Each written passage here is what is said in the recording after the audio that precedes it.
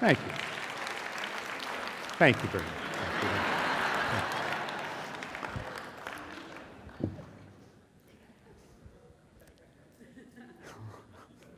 Thank you.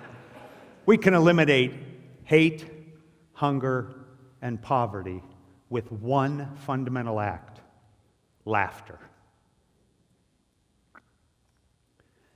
You might think to yourselves, wait a minute, that's a pretty bold statement, to eliminate hate, hunger, and poverty with something as simple as laughter?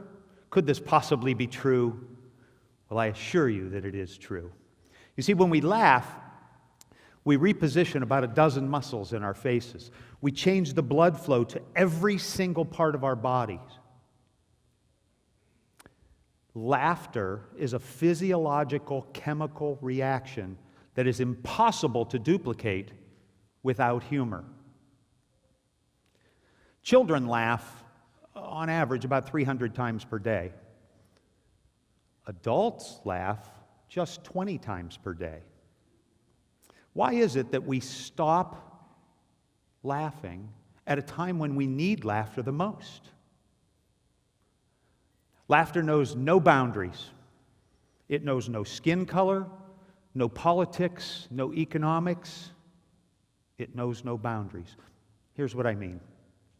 In 2013, I had the opportunity to visit a small village in an isolated part of the mountains of Guatemala. When I arrived in the village, I saw there were about 8 young boys, and they were playing marbles in the reddish dirt. I walked over those boys, didn't say a word, picked up one of their marbles, and with sleight of hand, made it disappear. They laughed. I was in. They included me in their game for the next several hours. I noticed that these boys, as well as the other children in the village, were very thin and very small for their age. As I looked around the village, I saw an entire community built on nothing more than discarded trash. Their homes were made of cardboard, plastic, and old tires. When it came time to leave, one of the little boys came over to me, had his hand stretched out with a marble in it, and he said something to me in Spanish because he didn't have the, common decency to speak English.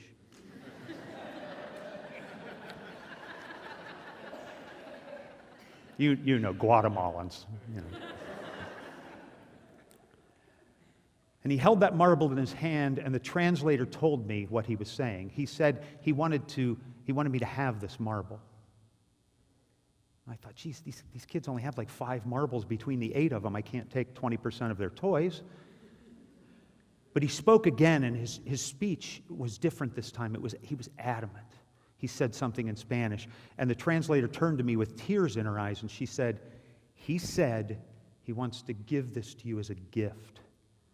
He said, people come from all over the world as missionaries to visit his village, and they do things like build schools and dig wells, and they bring food. But I came and sat in the dirt and played with him and his friends. And he wanted me to take this marble back to the United States and play with my own children and tell them about him and his friends. I had to fight the lump in my throat. He insisted. What could I do?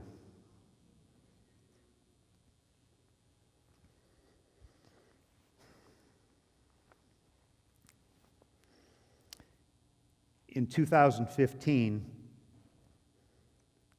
I was invited to be part of a group of volunteers with an organization called Hope for Africa. We were to visit the Western African nation of Burkina Faso.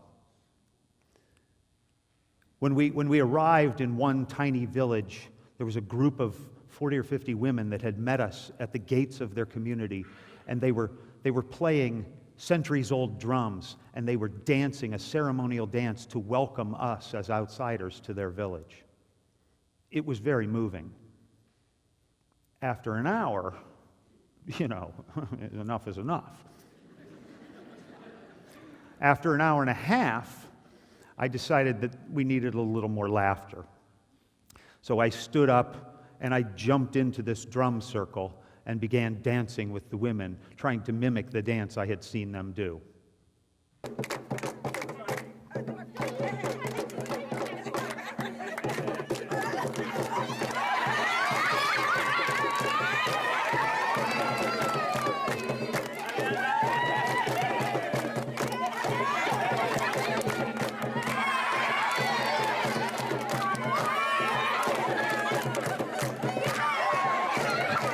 After a few minutes, I feigned an injury to my rear end.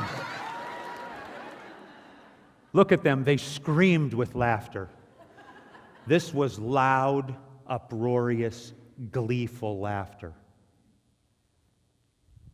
When I returned to the van where my driver had been waiting, I showed him the video of me dancing with the women. I told him, I said, I danced with the women. He looked at me with this facial expression of horror. He said, "You danced with the women?" I said, "Yes, maybe." His look of disbelief communicated to me that there was a pretty good chance that my face would be on the evening news as the missing American. I showed him the video on my phone. He watched that 30 seconds of those women laughing. He looked up at me and his voice was cracking, and again, there were tears on his cheeks. He said, "Eric, I grew up in this village. I have never seen the women this happy." He said, "Eric, I have never heard the women in my village laugh like this." He said, "You have truly given each of them a gift that they will never forget." You see, in my effort to bring laughter and joy, I helped those women forget about their dismal existence.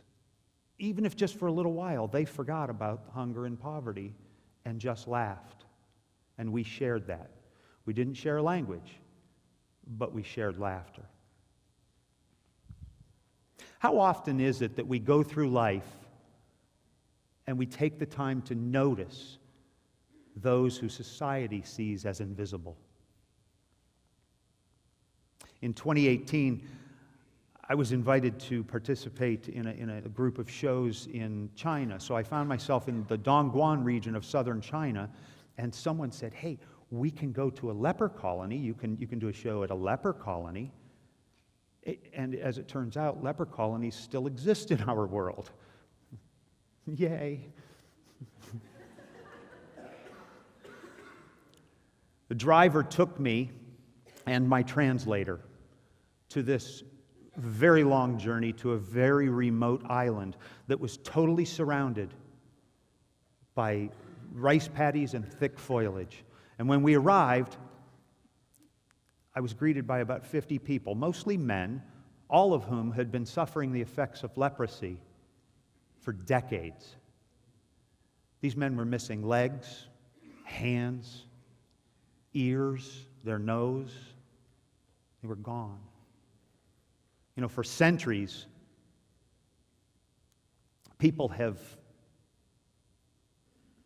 feared things and allowed that fear to manifest itself as hate. So for centuries, people have hated people with leprosy. So they put them all in a colony, in an island, far away from society where they don't have to look at them. They still exist.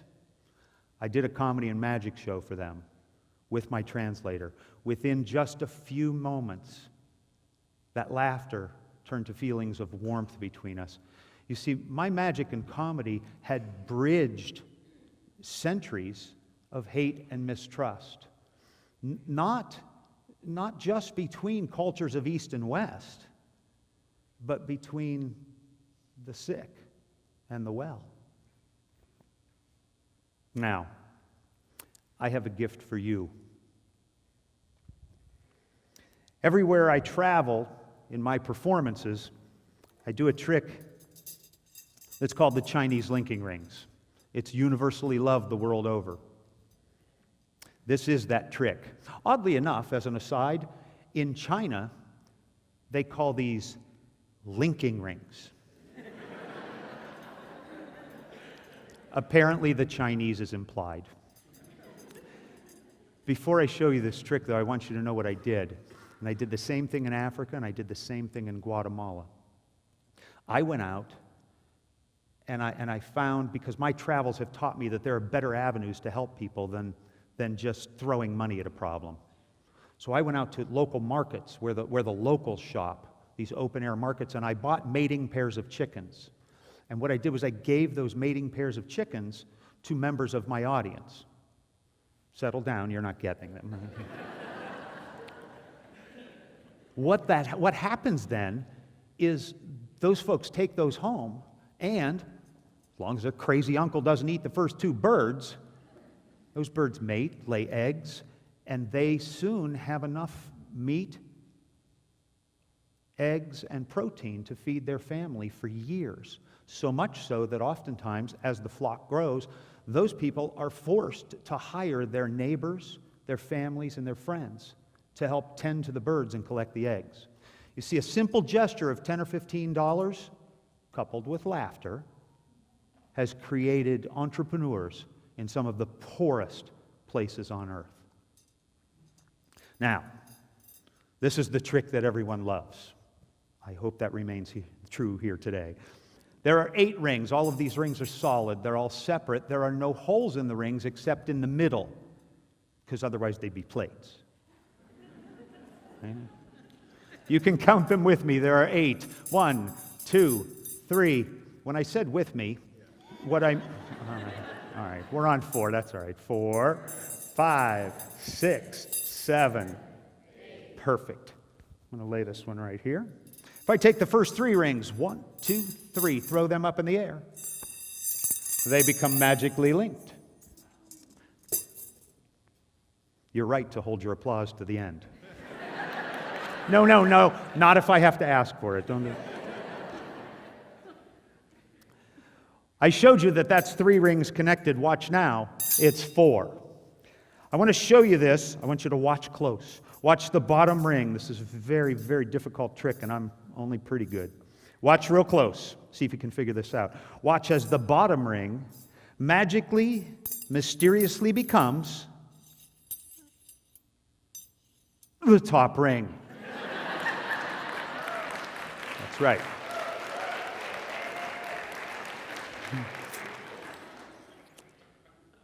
I sense a few non-believers in the room.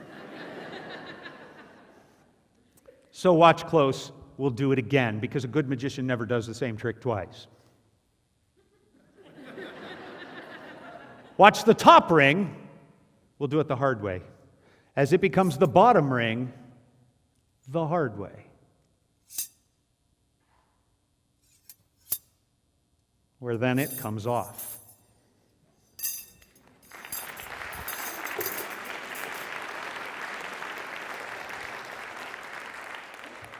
Listen, I have good news. You don't have to go to the farthest corners of the world to spread joy and laughter. You can join a community center in your own town. You can go to a retirement village and laugh with the residents. You can volunteer at a children's clinic. Hey, you can simply just learn a few good jokes and share them. Here's how we'll sum it up. A smile, laughter, sometimes a chicken, can go an awfully long way toward building relationships. That smile and laughter can help you build relationships with customers. It can help you teach a child a lesson. It can make our own lives that much better. Guys, let's eradicate hate, hunger, and poverty with laughter together. Thank you. Thank you very much. Thank you. Thank you.